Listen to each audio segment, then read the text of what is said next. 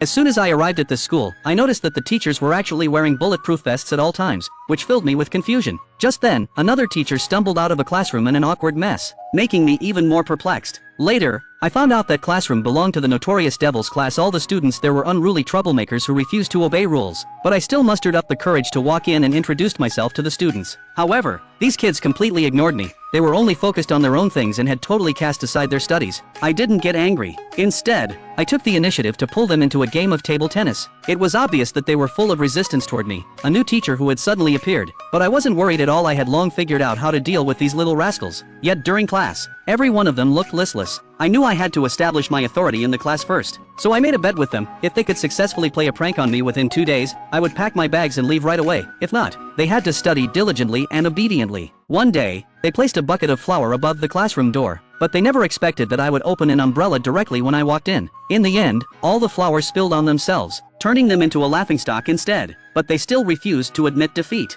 As soon as I sat down, all kinds of things were thrown at me. Luckily, I had quick reflexes and easily blocked all the attacks with just the umbrella in my hand. After school, the boys still wouldn't give up. They secretly went to the garage and put a fake bomb in my car, hoping to scare me. I saw through their little trick at a glance, but the next second, a countdown sound suddenly came from inside the car. I was so frightened that I got out immediately and quickly evacuated the students nearby. The boys over there, still thinking their plan had worked, were celebrating proudly when the car exploded with a loud boom. They were instantly stunned. After all, the bomb they had planted was clearly just a fake model. When I went to class the next day, the way those boys looked at me had completely changed. Their eyes were full of admiration, and they even took the initiative to promise me that they would study hard from then on. But just at that moment, the girls in the class suddenly poured cold water on me all at once. At the critical moment, several boys immediately stepped in front of me to protect me. The girls' plan failed, so they had to give up for the time being. As soon as I walked into the classroom, I knew another new challenge was coming.